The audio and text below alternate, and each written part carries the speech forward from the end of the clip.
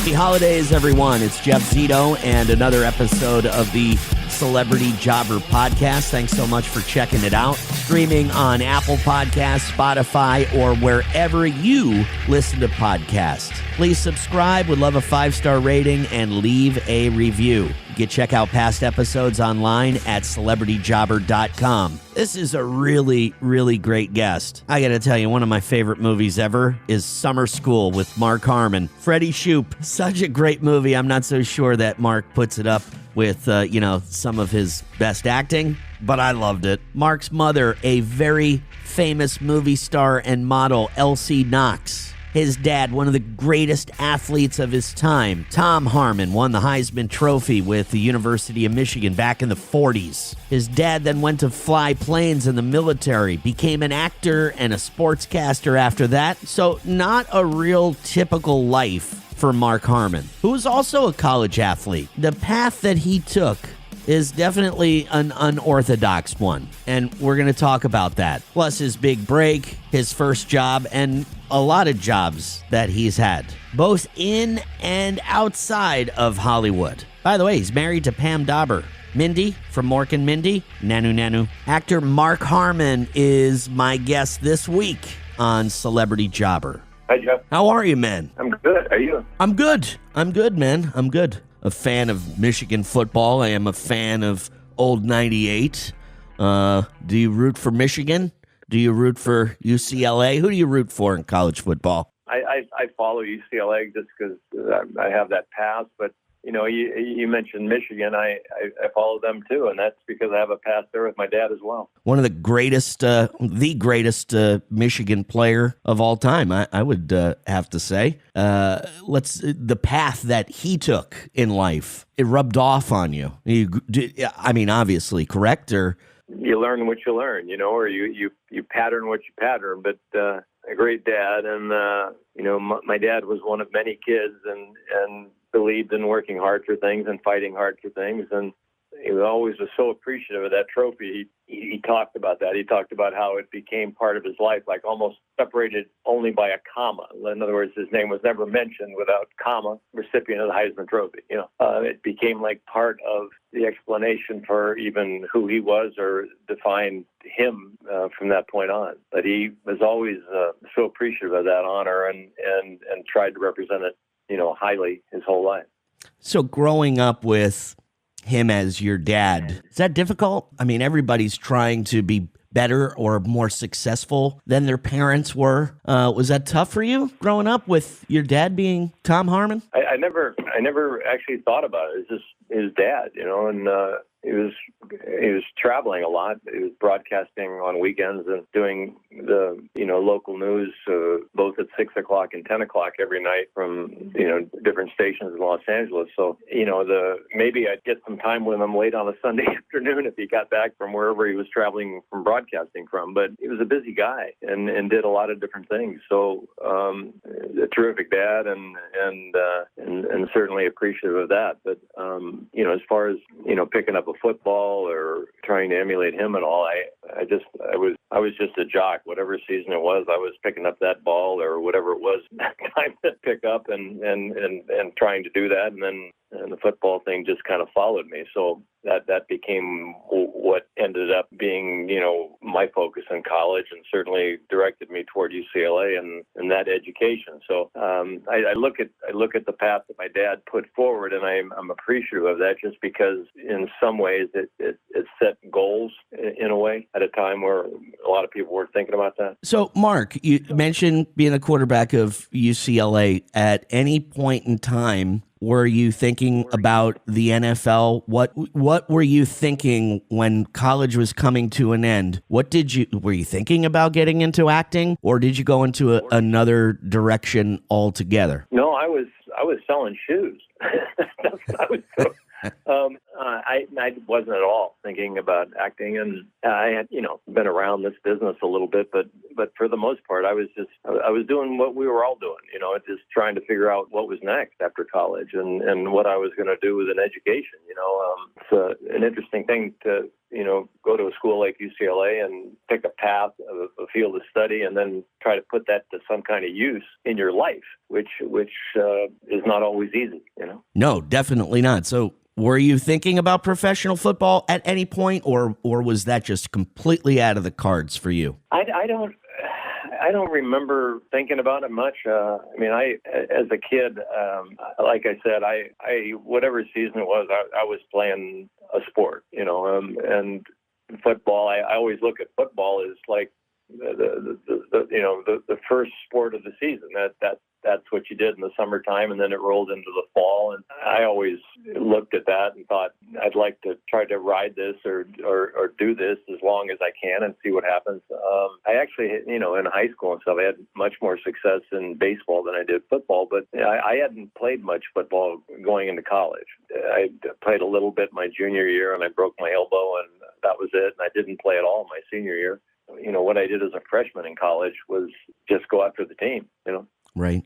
So, Mark, so many jobs, right? When you get into the field that you're in now, okay, all the movies, almost 20 years NCIS, which I can't believe it's that long. Executive producer, a couple of books, which I hear you just had a book came out, and then there's another book, Ghosts of Honolulu. Is that right? That was the first one. That was a year ago, a year and a half. And then Ghosts of Panama is the new book.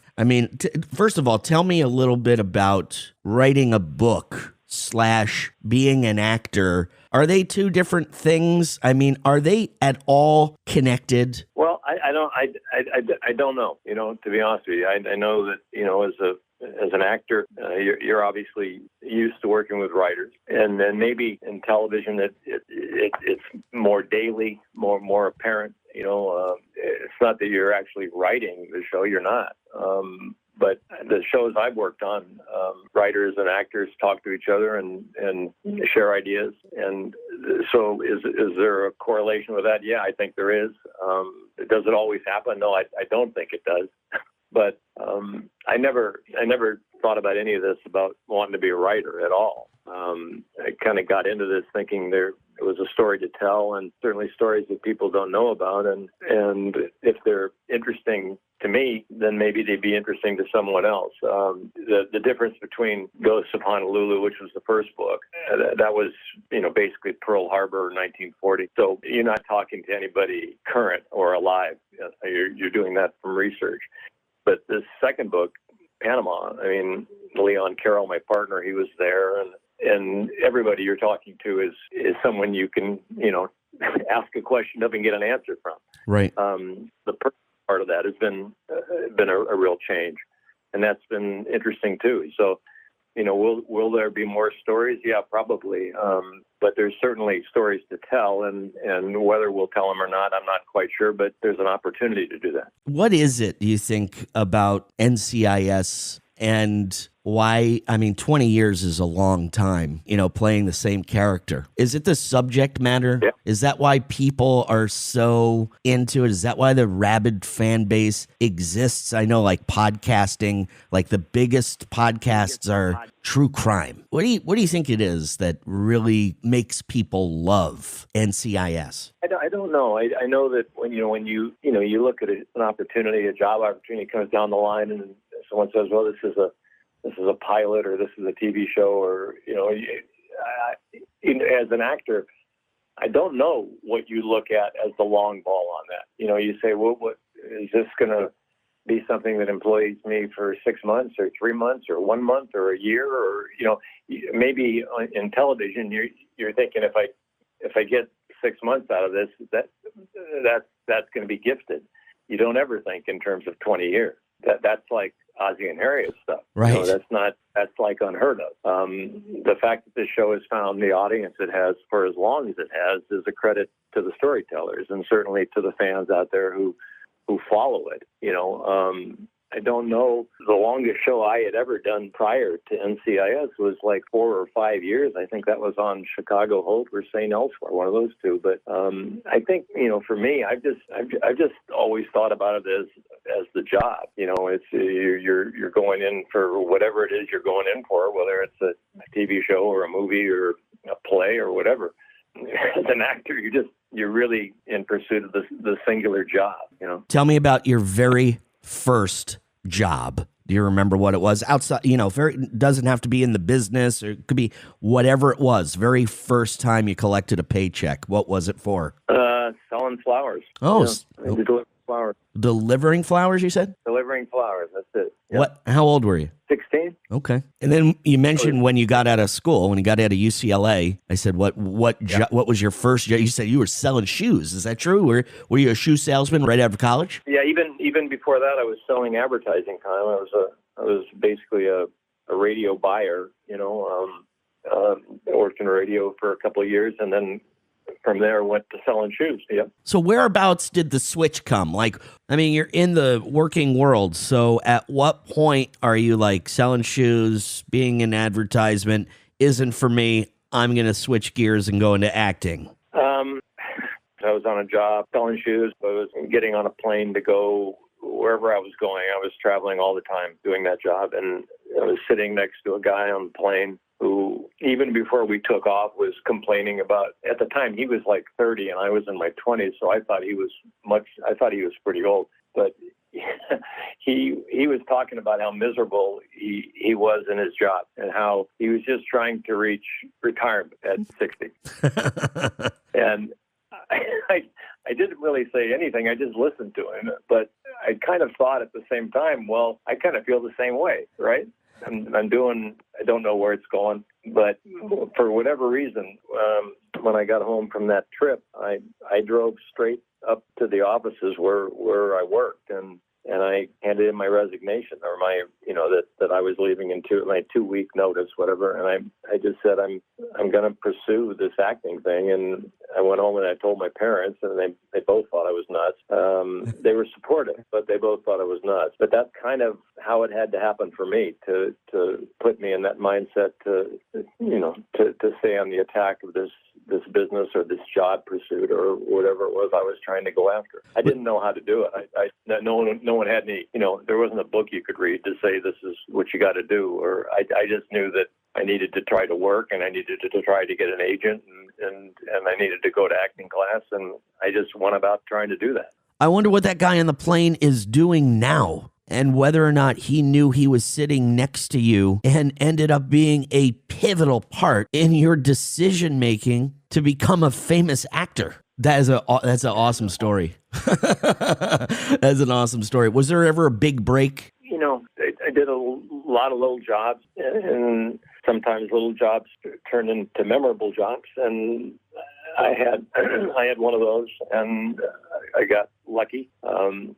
I think luck is part of it too. You got to have that on your shoulder a little bit, and there's so many. The thing I remember from the beginning of this is you're in class and you're with so many talented people, so much more talented than yourself actually, and you look at that and you go, these people are so good and they're not working. What is going on? Opportunity is what it is, and you got to be able to take advantage of that. And that's part of that. Maybe is competitive, and part of that is about tenacity and the not letting go of that. There are certainly so many more talented actors and people that I was in class with who, they'd stand up in front of the room and do a scene, and that you just kind of sit there and go, wow, can I ever measure up to that? And then they're not working, or if they are working, it's not in that kind of material. There's a lot of luck to it, certainly, and opportunity, but I think the tenacity part of it is the not give up part of it is as important as any of it. Man, I love the whole story, from, your dad being old 98, your mom's a supermodel. I mean, just a great story. And even through this, you're telling me mom and dad didn't support your, dream of being, or your your new path of being an actor, and they were in the business, and they said, "What are you, crazy?" I just think it's just a great story. And then, of course, the book. I want to just mention the book here, Ghosts of Panama. It scares me to even think about writing a book. Ghosts of Panama, out everywhere now. Mark Harmon, I'm a big fan of Mr. Shoop, and I don't care what anybody says about that movie, but that's one of my favorite movies ever. So Summer School will never go away as far as I'm concerned. Well, give that credit to Carl Reiner. Right on. Well, you did a great job, and again, pleasure talking to you. Thank you so much. Pleasure. Thank you. All right, think about this for a minute. This guy is an A-lister, okay? Mark Harmon has played the same role on NCIS, the role of Leroy Jethro Gibbs, for over 20 years. He's been in so many movies and TV throughout the years. His father, unbelievable athlete, one of the greatest athletes of his time. Tom Harmon won the Heisman Trophy back in the 40s for the University of Michigan, played a little bit in the NFL with the Rams. He was a military pilot. He was a sportscaster, an actor. Mark's mother, Elsie Knox, also an actress, model. And Mark, actually an athlete. He said he was a better baseball player in high school, but, was in college, played quarterback for a small community college and had a great season, became an All-American, and then got a scholarship to UCLA and played quarterback and graduated from UCLA, which I thought was interesting. He didn't seem like he had aspirations to go pro. Maybe UCLA, I don't think they were very good at the time, so maybe his stats weren't there. I mean, when you have a dad like Tom Harmon, who was just like the world's greatest athlete at the time, I was trying to get him to comment on that pressure of being his son, but he didn't really talk too much about the pressure for sports. He was just like he was dad, and that's what he saw him as. I just think the most amazing part of the entire conversation is that of Mark's out of college. He's not playing professional football. He's in the working world. Said he was selling shoes, and he was in the advertising game, and here he is on a flight going to wherever he's going for business. He happens to sit next to some guy who is bitching and complaining about his job and just trying to get to 60 years old, trying to get to retirement. And he's telling me the guy is like 30 years old. And that left such an impact on Mark's life. I mean, can you believe it? Just listening to this guy, I don't even know if they were engaging in conversation that much, but he's listening to this guy complaining about his dead-end job. That motivates Mark to go to the office and hand in his 2 weeks notice and then pursue his dream of acting. And I thought it was great where his parents said, "You're nuts. What are you doing?" I mean, at that point in time, I don't know how serious his acting really was. When you're a college athlete, you don't have a whole lot of time to be doing plays or in theater. So that's why I made the comment earlier, like, did this guy, I wonder who this guy on the plane is, what he does today, and if he realized he was sitting next to Mark Harmon on an airplane, and pretty much him complaining about his crappy life and job is what made Mark Harmon flip careers and pursue being an actor. I just can't get over it. I thought it was a great story. And when you hear Mark Harmon telling that story, it's almost like he was fondly remembering it as he was telling the story. You know what I mean? Man, I thought that was very, very cool. And of course, a lot of great guests in the past, which you can check out on CelebrityJobber.com. Follow on Instagram, celebrity_jobber_podcast. I think I've been saying it wrong for a long time. Also, youtube.com/@CelebrityJobber. Streaming on Apple Podcasts, Spotify, or wherever you listen to podcasts. Please subscribe. Would love a 5-star rating and leave a review. Whether it's Christmas, Hanukkah, Kwanzaa, Festivus, whatever it is you celebrate, I hope it's a great one. Merry Christmas, Happy Holidays. I'm Jeff Zito, and we'll see you again next week with another episode of Celebrity Jobber.